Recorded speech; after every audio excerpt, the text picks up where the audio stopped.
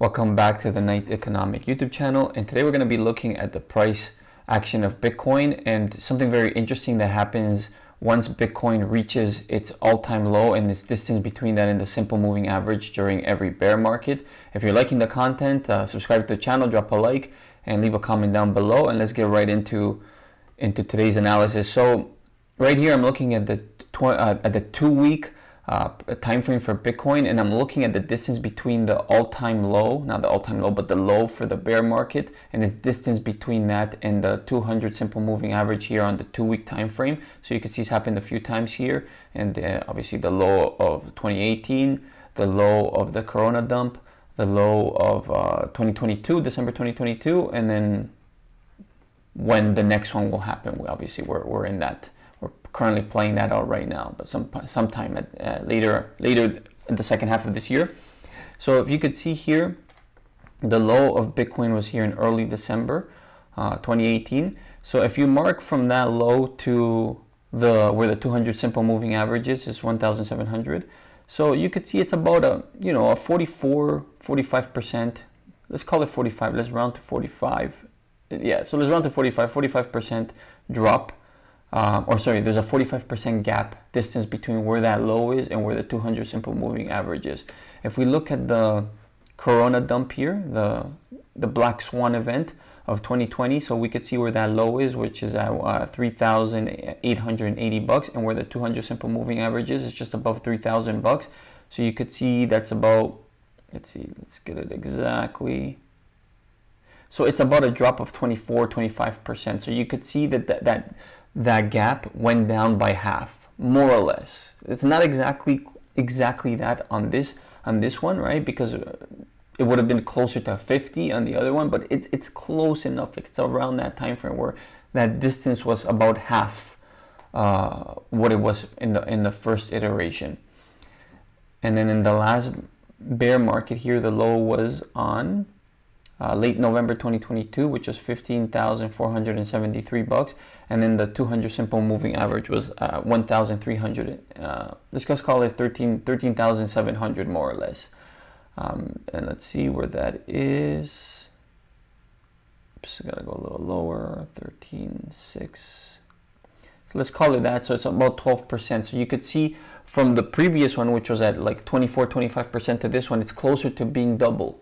Or being half of what the previous distance was between the low and the 200 simple moving average during the Corona dump. So if this were to play out again, so remember the first one was around 45, the second one was around 24, and this one was around 12. So if this was to play out again, the distance between the 200 simple moving average, if we take it from today's price action, where would it be more or less, right? So let's just call it now 6%. So the distance will be 6% if it keeps reducing by half with every iteration. And today the 200 simple moving average on the 2-week is sitting around 41,200, more or less, 41,200. Let's try to get it. So that's close enough. And 6% on the upside will get Bitcoin. Let's call it, that's close enough, around 44,000 bucks. 44,000 bucks. Now, obviously, the longer Bitcoin moves sideways,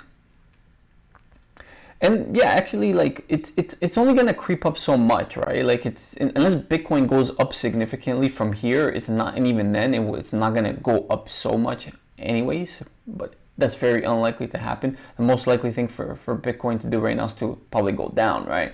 So if Bitcoin were to come down to 44,000 bucks from its current price action, which is 67,700 more or less as of today, and today is March 30th, so the month, we're also looking at the end of the month tomorrow. So to come down to around 44,000 bucks, Bitcoin would have to drop another 35% from current price action. So this is a target I'm looking at now. I'm starting to think that Bitcoin could go a lot lower. I've been talking about on my channel here on the weekly that I'm looking at the price target between 59,000 and 50,000 bucks, somewhere in there. And I was saying before more likely 54,000 bucks. But now that I'm analyzing this 2-week time frame and what Bitcoin has done in terms of how close it gets to that 200 simple moving average and how it reduces over time that distance, Yeah, I'm thinking it's gonna come a lot lower than that. Now the question is of when that's gonna happen. I'm not sure. I have absolutely no idea when that's gonna happen, but it's gonna happen sometime this year. Now whether it comes sooner or later, I don't know. Maybe it comes down and then it regains, and then it kind of moves sideways for the summer. Maybe it gets a little bit closer in the summer again. It's really hard to say when that's gonna happen, but I think this is likely, very, very, very likely going to happen. The probabilities are in the favor because it's had 1, 2, 3 iterations, and mind you, this black swan I included because it's the closest thing, but this is in between.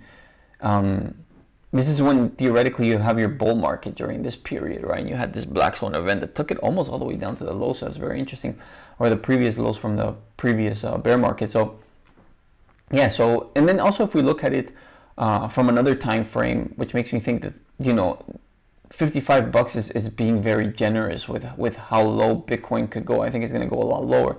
50, you know, $55, even if it gets down to the about $50,000, it's only 60% down from the all-time high. If we look at it from the monthly, we look at all the times Bitcoin has dropped off, like what was the high to the low? What was that drop? So the first time, or at least here in 2013, we had, ignore my low battery thing, we had a drop of 86%. Let's call it 87%. The second time here, 2018 period, 84%. So that's a difference of 3%. So it went down by less than 3%. So before it was 87, this time, or in 2018, was 84%. This one was 77, if memory serves correctly. 77%, almost 78%. So if it keeps following that pattern, where the first time was 87, then 84, and then this time was 77. So that's about 7%. So it kind of doubled from the first one that I read out. It doubled. It went down by less than double of the previous. I don't know how to word that, but essentially, if it goes down, let's just call it 14% less, because that would be double of this. I don't know if I'm explaining that correctly, but 14% less than this. So that would take Bitcoin to about 64%, I want to say. Is that 14%? My math is horrible. So 67, yeah, 63%. Let's call it 63% from the high. I'm not explaining that well. I gotta find a better way to explain it, but I hope you guys understand what I'm saying. So let's just say Bitcoin gets down to 63%. That takes Bitcoin around the same price that I was saying previously, from the high to the low, about 45%. This is close to 46%. So yeah, I think Bitcoin has a lot lower to go, right?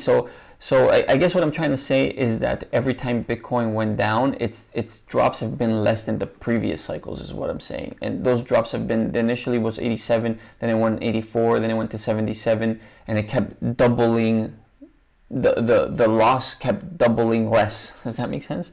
The loss doubled less. I don't know if I'm saying that properly, but I hope you guys understand. If you don't understand what I'm saying, let me know in the comments below so I could kind of think about this better and explain it in a better way. But yeah, so if we're to follow that pattern, Bitcoin would drop to about 63%, 64%, and 63% would be, you know, $46,000 more or less, right? If I went to 64%, it's not much of a difference, but it'd be around that 43% mark, which falls in line exactly what I'm saying here with the 2 week, right? That distance between the 200 simple moving average and the low, it keeps reducing. It's following this pattern that it keeps reducing by half. So yeah, so we would see Bitcoin around that, you know, not that high, somewhere around that 44, 43. I didn't catch it exactly there, but somewhere between 44 and 43,000 dollars for Bitcoin, and exactly with when we look at the diminishing. So the Bitcoin is not only giving you diminishing returns, it's giving you diminishing losses. So it's becoming more secure as time goes on. So the drop is becoming less, and that drop is less by double of the previous loss. It's very hard to explain that. I might have to show a chart or something. But anyways, I'll figure out how to explain it better. I'll make another video on that. But if you guys understand what I'm saying, I'm expecting Bitcoin to get down to somewhere between, very generously, 45 to 43, $42,000. Maybe even if it gets all the way down to 40,000 bucks. At that point, I think it's a fantastic value area for Bitcoin, somewhere between the 40 and 45, $46,000 range. So that is going to be my new box. So I'm going to put a box in that area, and I'll keep it up hopefully forever. But as I keep doing analysis of Bitcoin, I'll have it up, and I'll keep referring to, anyways, I'll draw the box later. I'll keep referring to it, back to this price action and back to this video, and to see if my prediction comes to realization. I know there's a lot of people on, I don't use Twitter. I should start using it, but I know there's like perma bulls on there. And look, I'm a big fan of Bitcoin. I'm not a Bitcoin bear. Bitcoin is an asset that's here to stay into the long term, but it's okay to be bearish during a bear period, right? Right now it's into a downturn. That's okay. The worst thing to be is be bullish during a bear market, right? So it's okay to be bearish here. We could see throughout history that Bitcoin follows these very, repetitive patterns, and this time is no different. So again, if you're liking the content, subscribe to the channel, drop me a like, let me know how I could explain what I was trying to explain a little bit better, and I'll see you guys here next time. Take care. Bye.